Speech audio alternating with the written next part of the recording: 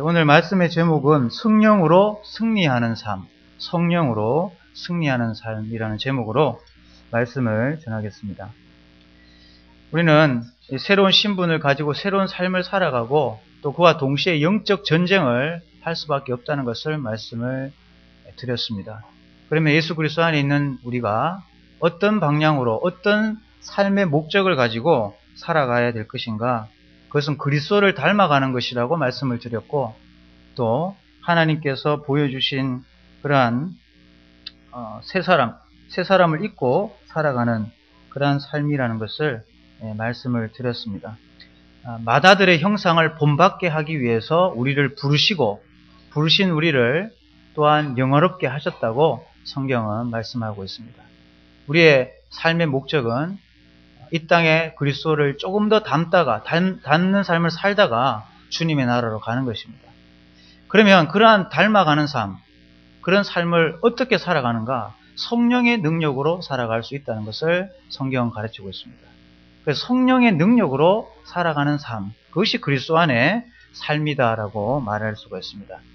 그래서 우리가 성령을 잘 알고 성령을 힘입어서 어떻게 살아갈 것인가를 잘 성경을 통해서 알 때에 우리의 삶이 승리하는 삶이 될 수 있고 또 능력 있는 삶이 될 수 있다는 것을 알게 됩니다.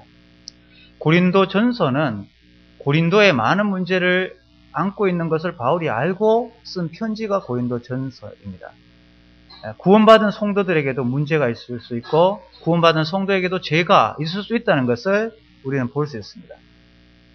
그런데 이 사도 바울이 문제 있는 고린도 교회를 다룰 때 성령을 말씀하고 있다는 것입니다. 이 성령의 능력에서 멀어져 있기 때문에 교회는 문제가 생기게 되고 시기와 분쟁과 당짓는 것과 방탕함과 그러한 모든 죄악들이 흘러나오게 된다는 것을 지적하고 있습니다. 고린도전서를 살펴보면 이러한 교회의 전적인 회복은 성령의 역사하심에 달려있다는 것을 사도 바울은 강조하고 있습니다.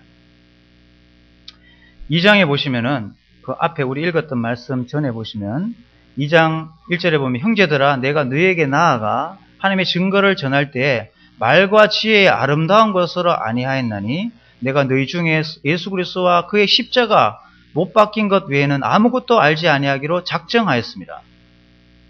사도 바울이 고린도에 도착하기 전에 있었던 곳이 아덴입니다. 아덴. 근데 우리가 사도행전을 살펴보면 아덴에서 사도 바울이 자기의 혈기로 복음을 전하고 있다는 사실을 볼 수 있습니다. 그렇게 했을 때 사도 바울은 지식이 있는 사람이고 박식한 사람이기 때문에 아주 탁월한 설교를 그들에게 전했습니다. 그런데 중요한 것은 열매가 별로 없었다는 것입니다. 그러한 것을 뼈저리게 느낀 이 사도 바울은 고린도에 와서 고린도에 있는 사람들에게 복음을 전할 때 말의 힘으로 전하지 않고 성령의 능력으로 복음을 전했다고 강조하고 있습니다. 그리고 3절에 보시면 내가 너희 가운데 거할 때 약하고 두려워하고 심히 떨어노라. 사도 바울의 그 모습은 굉장히 약한 모습이었지만 그 약한 사도 바울의 안에 역사하신 성령은 강력했습니다. 그래서 고린도 교회가 세워질 수 있었습니다. 그것은 전적인 성령의 능력이었습니다. 4절에 보면 내 말과 내 전도함이 설득력 있는 지혜의 말로 하지 아니하고 다만 성령의 나타나심과 능력으로 하여 이렇게 복음을 전했다는 것입니다. 그렇게 했을 때 너희 믿음이 사람의 지혜에 있지 아니하고 다만 하나님의 능력에 있게 하려 합니다. 그 고린도 교회의 성도들의 믿음이 사람의 설득력으로 주어진 믿음이 아니라 성령의 강력한 역사하심 속에 가지게 된 믿음이라는 것을 사도 바울은 강조하고 있습니다. 우리는 매우 중요한 교훈을 받을 수 있습니다. 우리가 살아가면서 왜 힘이 빠지는지, 왜 지치는지, 왜 넘어지는지 우리는 여기에서 알 수 있습니다. 우리는 성령을 의지하지 않기 때문에 그렇습니다. 지치는 이유는 성령을 힘입어 살아가지 않기 때문에 그렇습니다. 그러면 어떻게 하면 우리가 성령을 힘입어서 정말 능력 있고 강력한 삶을 살아갈 수 있는지 오늘 말씀을 통해서 살펴보도록 하겠습니다. 우리가 이 말씀을 성령이 충만한 삶을 살아가는 삶을 다루기 전에 이 성령에 대해서 오해하고 있는 부분들을 우리가 정리를 해야 합니다. 지금 21세기는 성령에 대해서 어느 때보다 오해가 심하고 또 그것을 잘못 이해한 나머지 성령의 역사를 착각하고 살아가는 그러한 부류들이 굉장히 많이 일어나고 있습니다. 특별히 순복음 오순절 계통의 성령론은 성경의 가르침과 차이가 있습니다. 그래서 우리는 이러한 분별에 있어서 성경에 과연 우리에게 무엇을 말씀하시는지 명확하게 살피고 또 알 필요가 있습니다.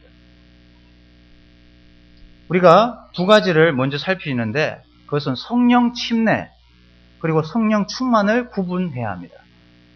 성령 침례와 성령 충만을 구분해야 합니다. 우리가 여기 추보에 정리를 해놨는데 성령 침례는 단 한 번 일어납니다. 단 한 번. 성령이 우리에게 임했다가 또 다시 빠져나왔다가 임했다가 빠져나왔다가 이런 것이 아닌 것입니다.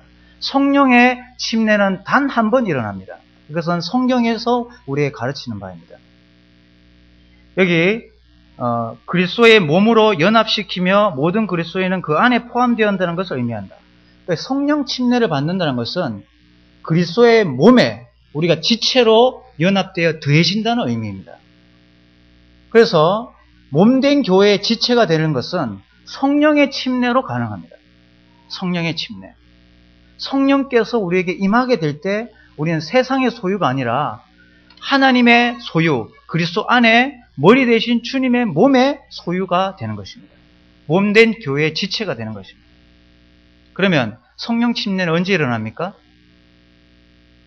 에베소서 1장 13절에 보시면 여기 성령의 인치심이라고 되어 있는데 인치심, 갈로의 인치심을 적으면 됩니다. 성령의 인치심, 그리고 성령의 보증, 성령의 기름 부음, 성령의 내주하심, 성령의 침례, 이것은 다 같은 개념이라는 것을 이해하시면 됩니다. 이것은 다 같은 맥락에서 우리에게 말씀하는 것입니다. 성령이 우리에게 인치신다. 성령의 침례, 성령의 기름 부음, 성령의 내주하심, 이것이 다 우리가 단번에 단 한 번 일어나는 일인 것을 성경은 말씀하고 있습니다. 그럼 이러한 것이 언제 일어나는 것이냐?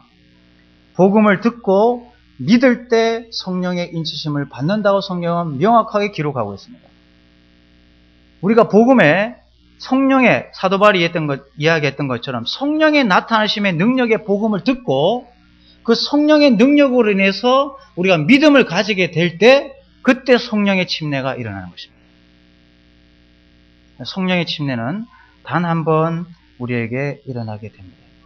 손을 넘겨서 고린도전서 3장 16절을 보시면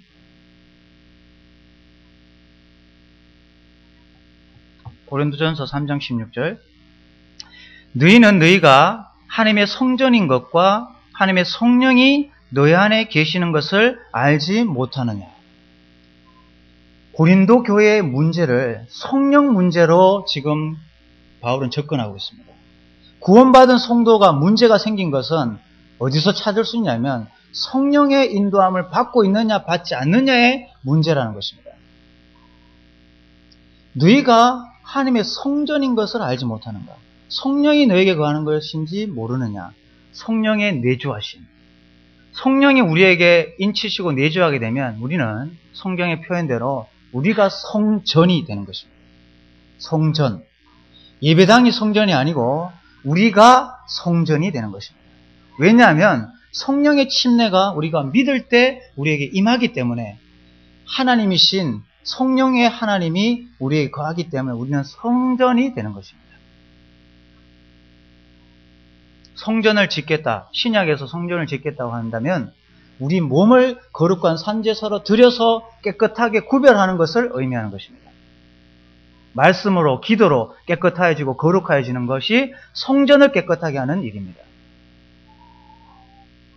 그런데 고린도 교회에 문제가 생겼는데 그 문제의 핵심은 성령의 문제라는 것입니다. 그렇다고 해서 성령이 문제 있는 성도에게 빠져나가는가? 그렇지 않다는 것을 우리는 명확히 알아야 합니다. 그 밑에 주보에 보시면 죄 짓는 성도에게 성령은 여전히 내주하시는가? 이런 질문에 대해서 성도님들은 어떻게 답변하시겠습니까? 우리가 성령 침례가 단 한 번 이루어지고 영원히 그 인치심이 지워지지 않는다면 성령은 우리를 떠나지 않는 것입니다. 인친다는 말은 도장을 찍는다는 말인데, 지난주에 우리 집에서 기도하기 전에 동준이가 여기 오른쪽 어깨에 주사 자국을 찾아냈습니다. 이게 뭐지? 이 주사 자국이다. 형준이에게도 있다. 확인시켰습니다. 다 있네. 확인됐습니다. 이건 네가 평생 지워지지 않는 주사 자국이야 라고 이야기했습니다. 그 주사 자국이 다 있습니다. 그것이 인치는 것입니다. 도장을 찍는 것입니다. 이 말은 우리가 복음을 듣고 성령의 그 침례를 받은 우리는 영원한 그 거듭남, 중생의 영원함과 하나님의 소유됨이 변치 않는 것을 표시하는 것입니다. 성령의 인치심은. 그리고 성령의 보증은 뭡니까? 우리의 구원이 영원한 구원인 것을 계약상 영원토록 지속적이라는 것을 보증하는 것입니다. 성령의 보증으로 그것을 지속적으로 유지하는 것입니다. 그래서 우리는 구원받은 이 단번의 구원은 절대 성령으로 인해서 잃어버릴 수가 없다는 것을 성경은 분명히 이야기하고 있습니다. 그러나 그리스도인도 죄 지을 수 있다고 했습니다. 그러나 그리스도인이 죄를 지어도 성령은 여전히 그 속에 내주하십니다. 그런데 내주하시지만 성령은 활발하게 활동하지 않는 것을 성경은 성령 소멸과 성령을 근심케 하는 것으로 표현하고 있습니다. 성령이 소멸되는 것입니다. 성령의 불이 우리 가슴 속에 불타오르는데 우리가 거기에 찬물을 탁 끼얹어서 팍 꺼뜨릴 수가 있다는 것입니다. 그리고 성령은 것이 아니라 그 분입니다. 삼위일체 하나님이십니다. 성령을 그냥 기능적인 면으로 생각할 수 있는데 절대 성경은 그렇게 이야기하고 있지 않고 아버지 하나님이 하나님이시고 아들 하나님이 하나님이시고 성령 하나님이 동일한 하나님이신 것을 강조하고 있습니다. 인격, 지정, 의지가 계신 분이라고 표현하고 있습니다. 이 사도 바울은 이러한 고린도교의 문제를 다루면서 사람들을 이렇게 구분했습니다. 14절에 보시면 육에 속한 사람 이렇게 표현되어 있습니다. 그리고 15절에 보면 신령한 자라고 되어 있습니다. 신령한 자는 모든 것을 판단하나 자기는 아무에게도 판단을 받지 아니하느니라. 이 신령한 자를 다르게 표현하면 온전한 자라고 표현할 수 있습니다. 이 신령한 자와 온전한 자는 또 다르게 표현하면 성령 충만한 자라고 표현할 수 있습니다. 성령 충만한 사람은 다른 사람의 지적받을 일이 없습니다. 모든 것을 영어로 분별하고 시험하고 그리고 아무것도 판단받지 않는 사람이라고 이야기했습니다. 성령의 충만함을 받고 살아가는 사람을 살면 그렇게 됩니다. 이 육에 속한 사람은 어떻게 표현할 수 있냐면 아예 영이 없는 사람을 말합니다. 그리스도의 영이 없는 사람은 하나님의 자녀가 아닙니다. 그리스도의 영, 성령이 그 속에 없는 사람은 하나님의 자녀가 아닙니다. 하나님의 자녀가 아닌 영이 없는 사람을 육에 속한 사람이라고 사도 바울은 구분했습니다. 그리스도의 영이 없으면 하나님의 자녀가 아닙니다.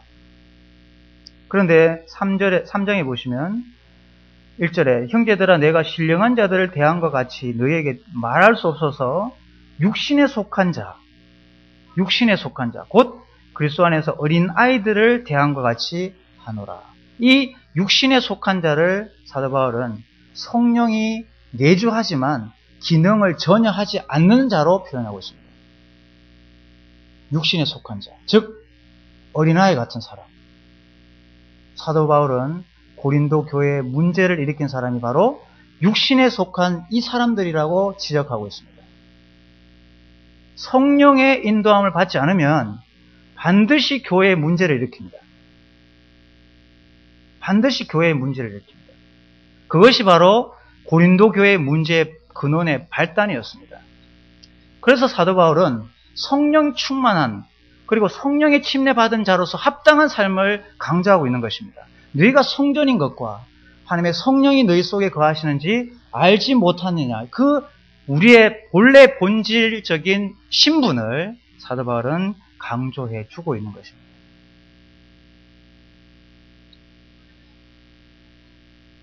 성경은 진리의 영과 미혹의 영을 잘 분별하라고 했습니다. 진리의 영과 미혹의 영. 영을 다 믿지 말고 오직 영들이 하나님께로 속하였는지 분별하라고 성경은 강조하고 있습니다. 요한 1서의 말씀입니다. 거짓 가르침이 팽배할 때 그것이 하나님께로 왔는지 아니면 미혹의 영으로부터 왔는지를 분별할 수 있는 성숙함이 어느 시대보다 필요한 21세기를 우리는 살고 있는 것입니다. 그런데 요한 1서에 보면 세상에 속한 사람은 세상의 말을 잘 듣는다고 했습니다. 잘 들립니다.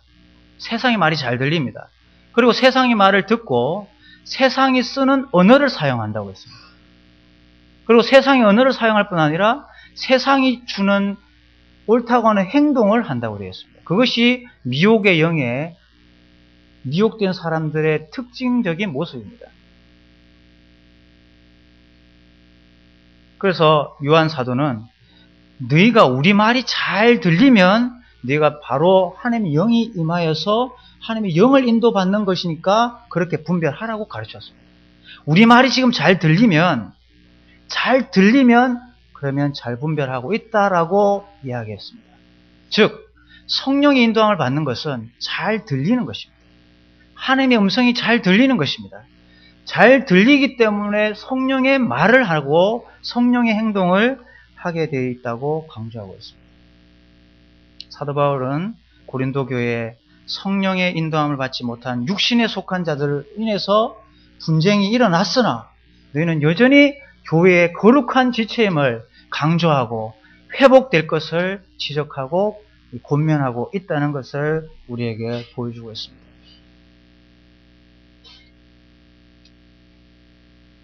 그래서 우리에게 성령의 인치심과 보증, 기름 부으심, 내주하심을 우리가 기억하면서 성령을 근심시켜드리지 말고 성령을 소멸하는 일을 하지 말고 그렇게 하나님의 뜻에 따라서 우리를 내어드리는데 즐겁게 우리를 사용해야 된다는 것을 알게 됩니다.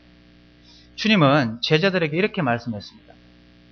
인자를 부인하거나 거역하면 용서받을 수 있다고 했습니다.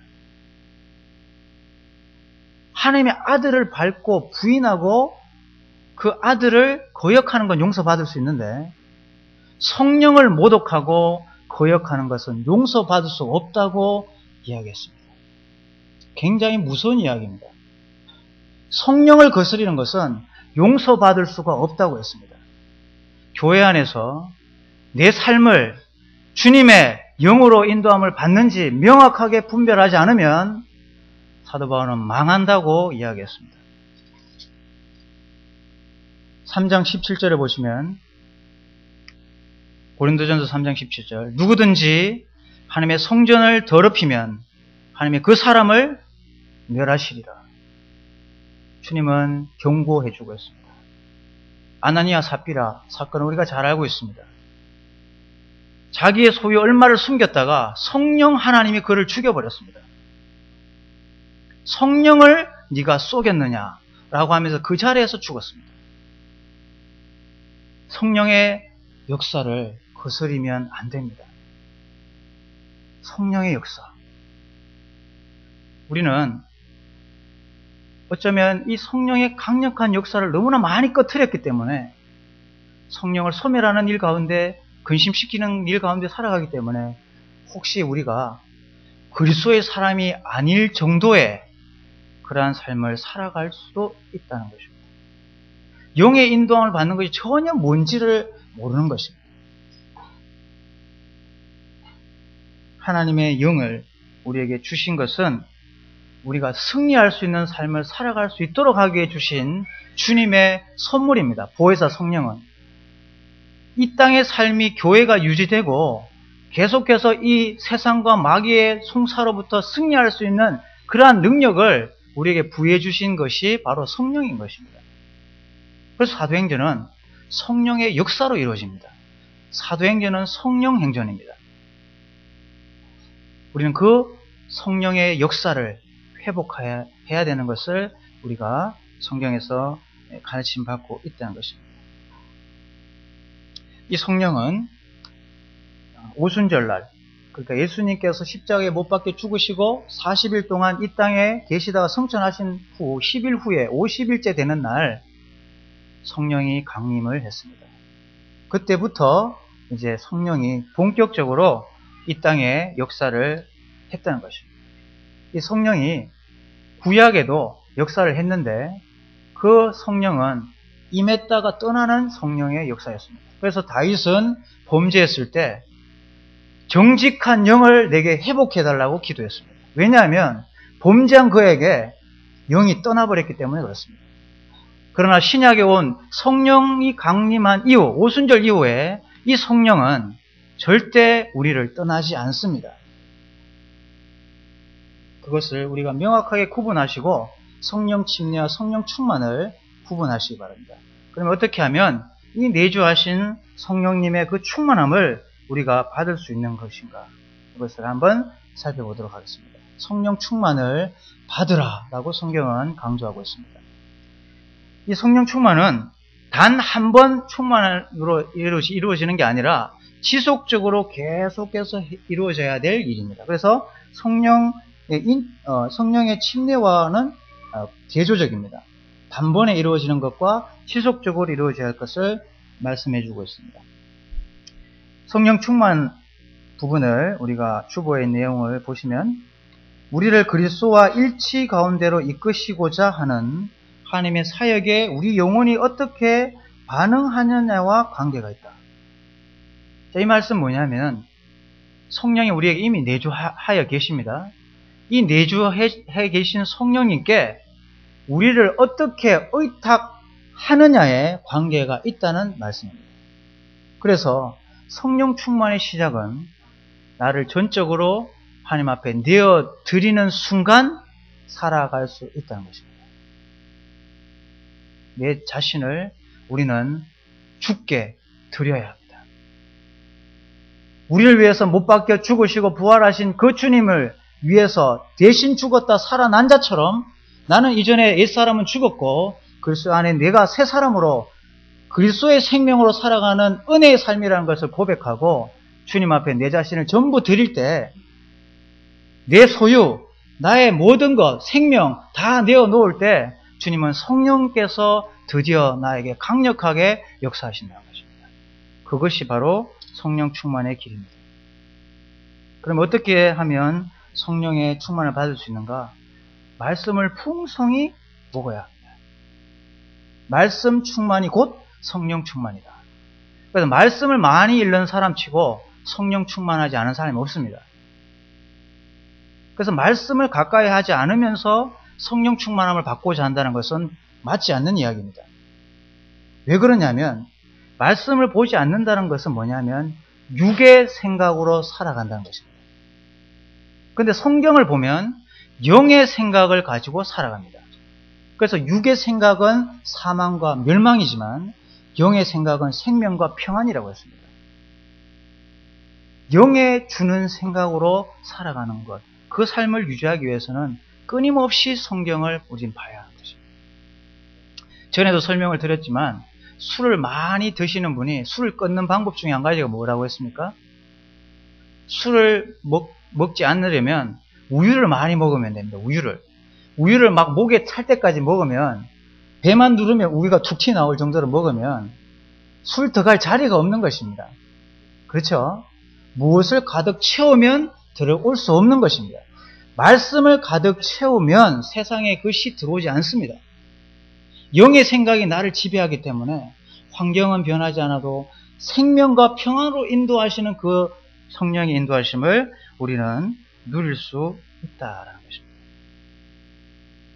그리고 전적으로 자신을 드리는 것, 이것이 바로 중요한 열쇠입니다. 내 자신을 맡기지 않고서는 성령께서 내 자신 속에서 역사할 수가 없습니다. 내 힘을 이렇게 사용하면서 성령도 이렇게 반대로 힘을 발휘하길 바라는 것은 성경에서 가르치는 바가 아닙니다. 내 힘이 가득 차 있으면요, 성령은 가만히 있습니다. 사도 바울이 복음을 자기 혈기로 막 전하려고 했을 때 성령 그 속에서 잠잠하게 있었습니다. 그러니까 결과를 보니까 결과가 없거든요. 그래서 사도 바울은 결심했습니다. 절대 내 혈기로, 절대 내 힘으로 복음 전하지 않으리라 작정했다고 고백하고 있습니다. 힘을 쫙 빼니까 어떻게 됩니까? 주님이 힘있게 하셔서 보기에는 약해 보였지만 그 속에 성령의 강한 능력의 역사가 고린도 교회를 일으켰습니다. 고린도 교회 만만치 않은 교회입니다.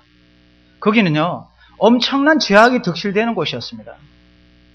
성적 행위가 예배로 자리 잡은 아주 타락한 도시였습니다. 그 속에서 사도 바울이 얼마나 두렵고 떨렸겠습니까?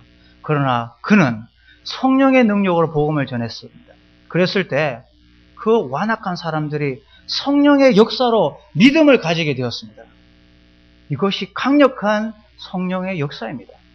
우리가 그런 것을 맛보기 위해서 우리 자신을 먼저 주님 앞에, 이제 나는 그리스도의 생명으로 살아가는 덤인 인생이라고 생각하시고 아예 맡기시기 바랍니다. 내 계획, 내 모든 그 자아, 이걸 다 주님 앞에 내려놓으면 가장 멋진 길로 우리를 주님께서는 인도해 가실 것을 말씀을 하고 있습니다.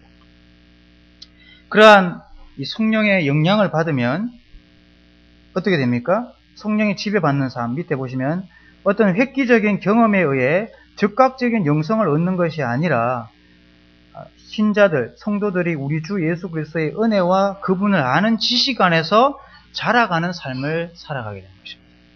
그래서 아까 사도 바울이 고백했던 것처럼 온전한 자, 신령한 자, 성숙한 자가 되어 간다는 것입니다. 우리는 성숙한 자가 되기 위해서 부르심을 입은 사람입니다. 교회에 성숙한 사람이 많으면 교회에 문제가 일어나지 않습니다. 잡음이 일어나지 않습니다. 교회에 성령의 인도함을 받지 않는 미숙한 어린아이 같은 그러한 성도들이 있기 때문에 분냉과 다툼과 시기와 당짓는 것과 술 취함과 방탕함과 음란과 불법이 이 교회 안에도 찾아오는 것입니다. 성령의 거슬림은 용서받을 수 없다고 했습니다. 우리 교회를 살리고 우리 가정을 살리려면 우리가 먼저 주님 앞에 내 자신을 내어드려서 성령의 다스림 가운데 이끌어주기를 의탁하는 길 외에는 없습니다. 그렇게 하는 순간 우리 교회가 살고 우리 가정이 살아갈 수 있는 길입니다. 이 성령의 열매는 성경에 잘 기록되어 있습니다. 성령의 인도함을 받는 지속적인 삶을 살아가는 사람은 인격의 변화를 입습니다. 성령의 열매가 뭡니까? 사랑, 희락, 화평, 오래 참음, 자비, 양선, 충성, 온유, 절제. 성령의 열매를 인격이라고 성경은 말하고 있습니다. 그 사람의 인격이 고매해지고 성숙해진다는 이야기는 성령 충만한 삶을 살아가고 있다는 이야기입니다. 그리고 덧붙여서 이 성령의 은사, 카리스마를 우리에게 주셨습니다. 우리에게 각각 은사가 있는데 그건 분량대로 각각 사람들에게 다르게 주셨다고 강조하고 있습니다. 다르게. 그러니까 더 많은 은사를 주신 분이 있고 좀 적은 은사를 준 사람이 있는데 은사는 한 가지씩 다 있습니다. 그러나 많은 은사를 가진 분이 있고 적게 가진 사람이 있을 수 있습니다. 그래서 성령의 은사를 잘 사용해야 하는데 자기 분량을 넘어서지 말고 조심하라고 강조하고 있습니다. 내가 마치 이만큼 받은 것처럼 교회에서 막 행하게 되면 그건 성령을 거스리는 일이 됩니다. 내가 구변의 은사가 없는데 강단에서 계속 말씀을 분별하면 교회 전체를 아프게 하는 일이 되는 것입니다. 분별을 내가 주신 분량만큼만 뛰면 주님은 그 충성됨을 보시고 우리에게 상 주십니다. 더 많은 일을 했다는 게 중요한 게 아니고 성령의 능력으로 제대로 된 하나의 일을 하는 것이 중요한 것입니다. 내 혈기 다 빼고 주님 내가 뭘 했으면 좋겠습니까? 잠잠하게 주님 앞에 물으시면 주님이 답을 주시고 그것대로 움직이면 아무 문제가 없습니다. 갈라디아서 5장 16절을 펴보겠습니다. 갈라디아서 5장 16절.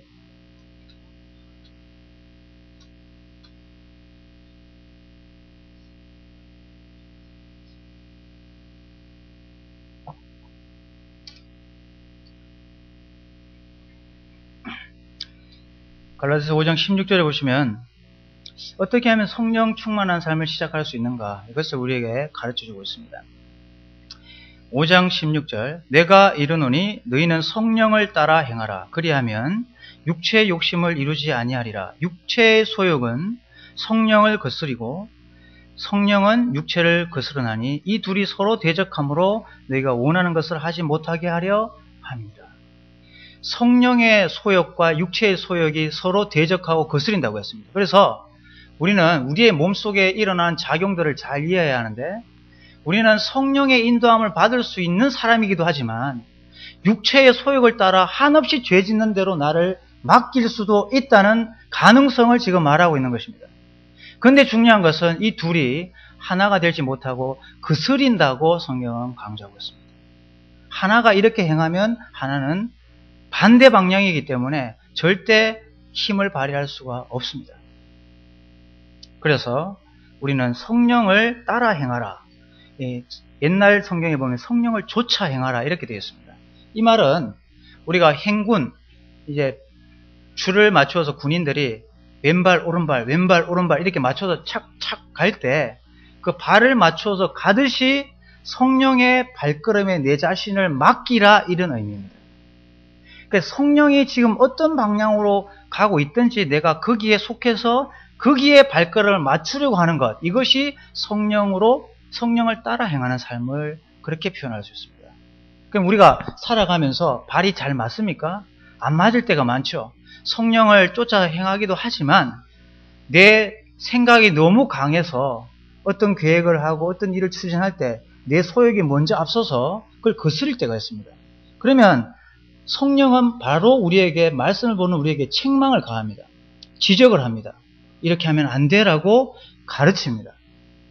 그러면 그 말을 듣고 내가 잘못됐구나 하고 빨리 수정해서 그 발을 딱 맞춰버리면 성령을 쫓아 행할 수 있는데, 발이 맞지 않는 걸 알면서도 계속 엇박자로 계속 가면 성령을 거스리고 육체의 소욕을 따라 살아가는 삶이 된다는 것입니다.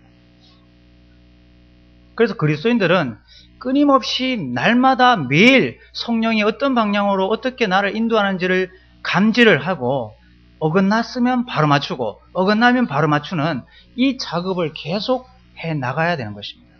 어제 충만한 사람이 오늘도 충만할 수 없습니다. 어제 엉망인 사람이 오늘 충만할 수 있는 이유는 바로 성령의 발걸음에 내 자신을 의탁하고 드리기 때문에 가능하다는 것입니다. 그래서 나침판이 계속 북쪽으로 가르치지 않습니까? 북쪽으로. 방향을 어디에 갖다 놔도 북쪽으로 가르치듯이 우리는 어떤 방향으로 가든 계속 성령의 방향으로 내 삶을 맞추려고 노력해야 하는 것입니다. 그 노력을 내가 하지 않으면 육체의 소욕을 따라 살아가게 됩니다. 그것은 결과가 없습니다. 내 혈기로 살면 열매가 없습니다. 사도 바울의 고백입니다. 내가 말과 내 말의 지혜로 하면 아무것도 얻지 못했다. 그래서 사도 바울은 깨달은 겁니다. 내가 절대로 내 힘 갖고 안 뛰겠다. 작정했습니다. 그랬을 때 사도 바울은 강력하게 쓰임받고 열매 맺고 살아갈 수 있었습니다. 오늘 이 시간 그런 작정을 하시기 바랍니다. 내가 정말 엇박자로 주님 앞에 살아왔다면 고치면 됩니다. 지금 바로 고치면 되는 것입니다. 주님, 내가 주님의 성령의 발걸음에 내 걸음을 맞춥니다. 저를 견인해 가십시오. 이끌어 가십시오. 라고 맡기면 우리에게 열매가 맺혀 있는 걸 보게 됩니다. 사람들이 우리 보면서 언어가 바뀌었네요. 행동이 바뀌었네요. 표정이 바뀌었네요. 이렇게 나오는 것입니다.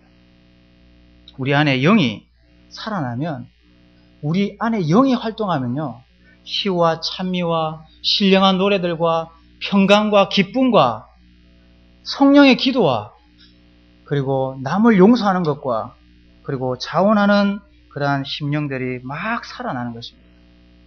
근데 이러한 것들이 경험이 너무 오래된 그러한 경험을 가지셨다면 올 한 해 성령의 인도하심에 자기의 발걸음을 맞추기 시작해 보시기 바랍니다. 그러면 일이 됩니다. 하는 게 아니고 되는 것입니다. 일이 되게 되어 있습니다. 내 하는 모든 손의 행사가 주의 그 강력한 능력으로 되는 것을 경험할 수 있습니다. 내 사업, 내 학업, 내 가정사 다 주의 손에 한번 의탁해 보시기 바랍니다. 그러면 주의 성령이 우리를 견인해 가실 것입니다.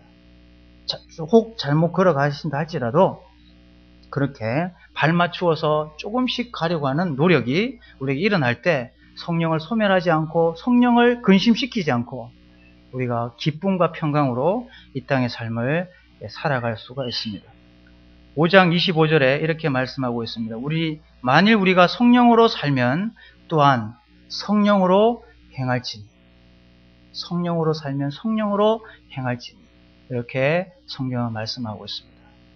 성령으로 모두가 승리하시는 우리 성도님들의 삶이 되기를 축복합니다.